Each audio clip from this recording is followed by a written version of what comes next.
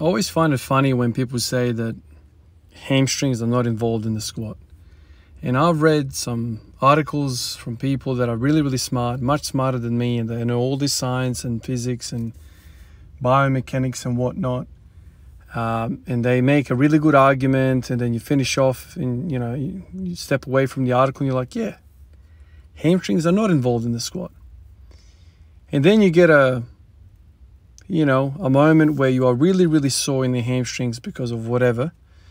And the following day, you can't squat for shit. What is that? These people make it sound perfectly clear that the hamstring is just lying dormant and does nothing in the squat. That's how they make it sound. It's all about the quads, the glutes, adductors. Nothing else is going on. Okay? Those are the main movers. And then you got erectors, you got the core, you got all that. But the hamstrings, nah, man, those guys are never involved.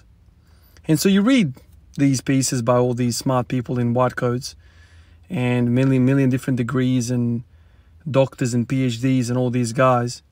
And you're like, yeah, no worries. So I'm going to structure my workouts based upon this new information. The hamstrings should not be trained by me because I am the squat everyday guy and all I really care about is the squat. Yet every single time I make gains in the squat, it seems like I've also made gains in the hamstrings. And then I listen to somebody like Louis Simmons, who probably doesn't have any education whatsoever. And all I ever hear him talk about is, the bigger the hamstrings I got, the more I lifted. Squat, bench, squat and deadlift and all the other assistance exercises associated, good mornings, RDLs, all that stuff. So who do you believe? Do you believe the guy that's, measured every single angle in the body and knows everything about everything? Do you listen to that guy?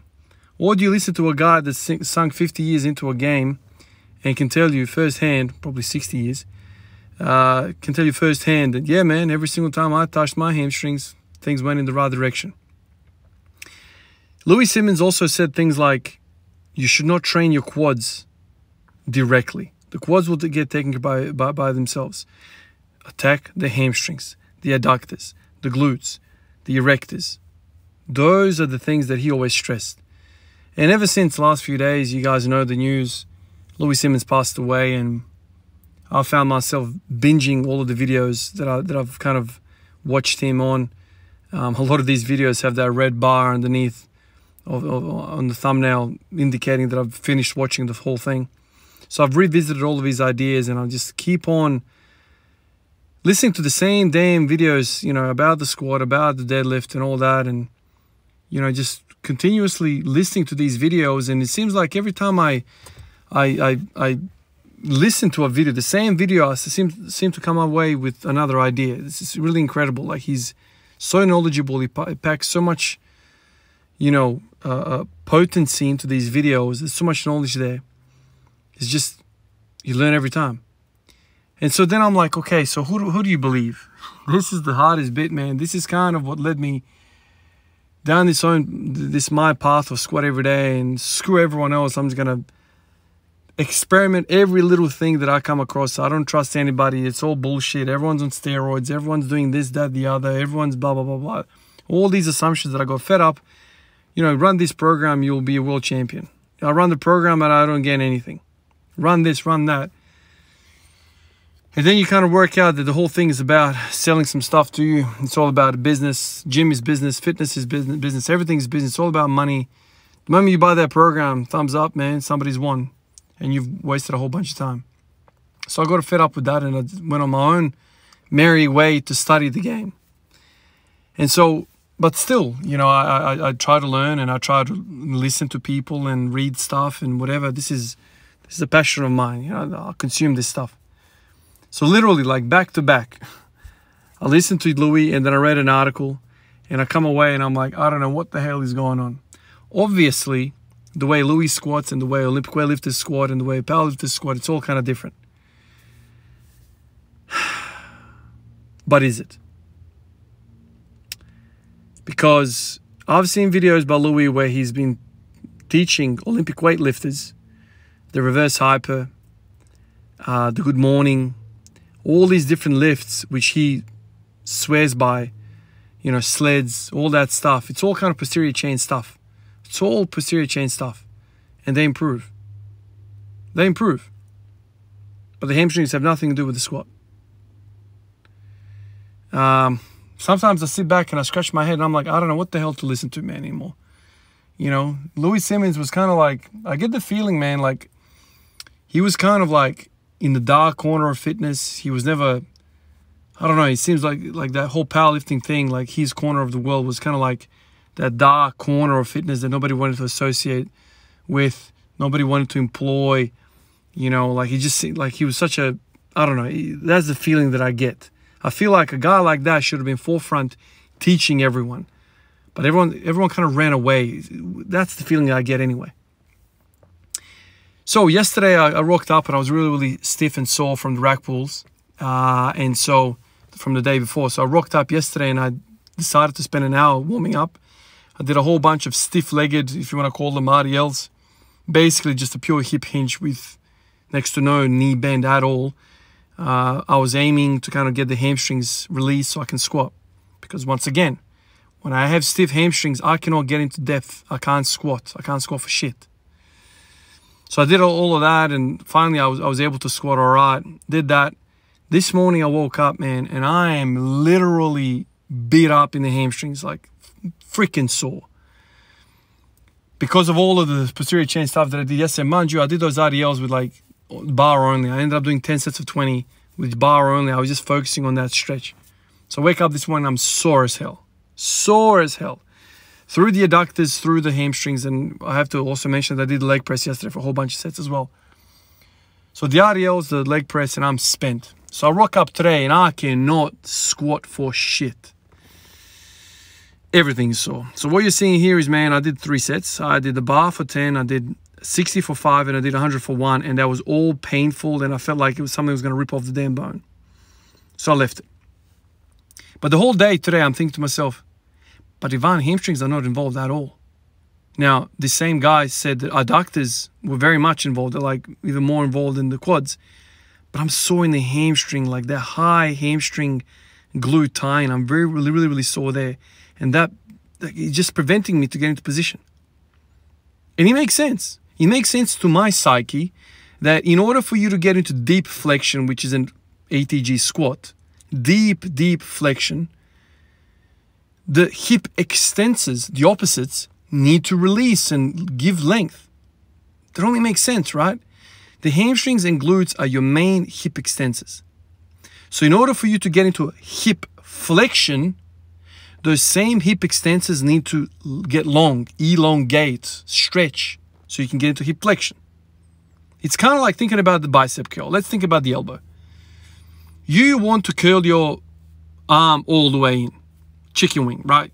You want to curl all the way in. If the tricep is really stiff and sore, you won't be able to stretch that sucker at all. There's an extensor, there's a flexor. We want to flex, but the extensor is super tight and won't release. So what do? Well, you don't have a full elbow bend, do you? So when people tell me the hamstrings are not involved in freaking hip flexion, I'm like, what does that mean? What does that mean? That thing needs to release, get long. If the quad is involved in this movement, in the squat, the opposite of that sucker has to be also involved, man. Agonist, antagonist, there's a relationship there. You can't have just a dormant freaking muscle in your body. I think to myself, all right, let's run a thought experiment. Let's picture somebody squatting, and let's picture that we've gone in and surgically removed all of the hamstrings from them. What does that squat look like? Does that person squat at all? Or does this person go into the hole, if he can make it, just free fall, and then as he starts to push with the quads, he just straightens his legs, but the torso won't straighten up. So you've got like this bent over thing, like a V, right? Legs are straight, but the torso is bent over because there's no hip extension. Nothing's standing you up, man. Nothing is standing you up. The legs are straight. The legs are perfectly straight. The quads are working. But what is picking your damn torso up? Nothing. Okay, the glutes. But can the glutes really pick your whole torso up from that deep angle?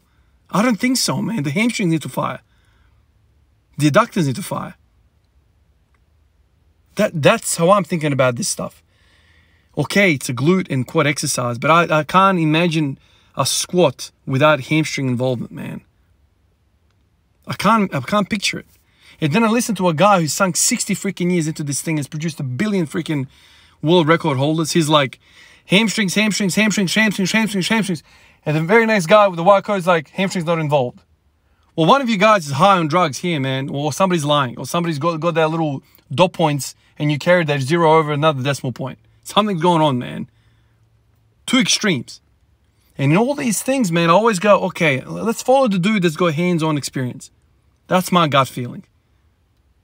It's like a work, man, when these CEOs and all these, hotshots running the whole show, but they never step foot into an emergency department in their freaking 20 years.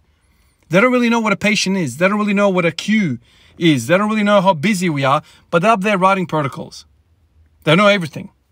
All the macro stats, but they don't really know what's going on. So in this instance, again, I'll talk to the clinician on the floor and I'm like, what's really going on here? And they'll tell me. It's frustrating, man. It's really, really frustrating. We're two figures who are really respectable in the industry. Completely different ideas, man. So one guy will have you lead just to train the quads. Quads. You got a 1,000-pound squat. I get it. High bar, low bar. It's different. But it can't be that freaking different, man. It can't be that different. It can't be. I refuse to think that a high bar squat is all freaking quads and no hamstrings. Unless you are squatting like Lou. Let's picture a squat where you are perfectly vertical. Like you're like an elevator going up and down. And there is no requirement for your body to have any sort of hip extension. It is purely a knee extension endeavor. That's all it is. In that instance, I can imagine the hamstrings not being involved. But how many people like that squat like that? Who exists with no femurs, like such short damn femurs that this can happen? Not too many people exist like Lou. Maybe there's a whole bunch of them in China, but the majority of us don't squat perfectly upright like that. So for every freaking degree that you lean forward, the more the hamstrings involved. I don't care where you place the bar, man. I don't care where it is. That's me thinking out loud, man.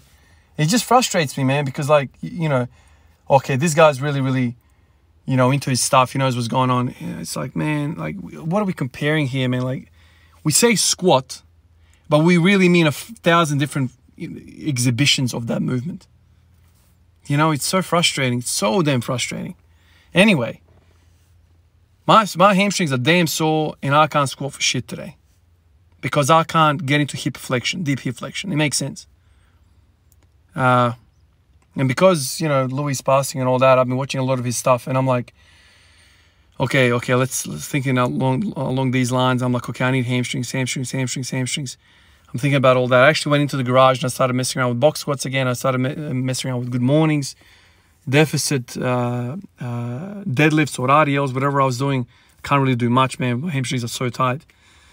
I'm thinking along those lines. Then I started thinking, okay, the rack pull is really jacking me up, man. I love how it feels, but it's really jacking me up. The following day, I can't do shit. Can't do shit. Because I'm starting from a very, very open hip angle, right? It's a rack pull, so I'm starting from a very, very high point. So I'm working that small range of motion of hip flexion, extension, hip flexion, extension. And then the following day, my body gets locked into that thing that I trained. And now I'm asking it to go beyond that and release to do a squat. It's like, nah, it doesn't work like that, man. I'm starting to think that the rack pull is not the right thing for me. Maybe I need to go the other way and do, deficits. Do deficits from now on. At least that has me start in a similar position as a squat. At least at the knee angle, at the hip angle. So maybe like stiff-legged deficit. I mean, I don't have any flexibility in my hamstrings at the moment, but that's what I'm thinking. Maybe the rack pulls are really screwing me over, man. They're adding strength in the top portion, but I can't do an ATG squat the following day. I'm locked into that shitty range of motion. Anyway, man, sometimes you freaking go crazy thinking about all this stuff. I swear, man. I swear. And every guy will make a video, with no hesitation, with no leeway of possibly them being wrong. It's like 100%. This is what's going on. It's like, Jesus Christ, I've never said anything like that in my life. Like, all I ever say is, man, I think this might work. I think this might work. This thing might work. But these dudes are throwing their weight around like they freaking wrote the damn physics of the world, man. They've written Mother Nature. Goodness me. Anyway, I could continue 5 hours like this. I want to thank Andrew Dachenko. I'm sorry if I'm butchering your name. I feel like it's Dachenko. Another name on the list. Another fellow that's come on board to support me. It's a beautiful thing to see you join many people, like I always say. Just want to thank you, man. I want to thank you. I want to take the time to say your name out, even though I probably said it wrong. And just, you know, appreciate you for a second or two, man, because, you know, every new day that comes on, man, like, you know, it's not getting old, man. It will never get old, man. This thing is just incredible to me that I have so many people to support me. Absolute blessing. Guys, I appreciate you. I'll catch you guys in the next one. Peace out.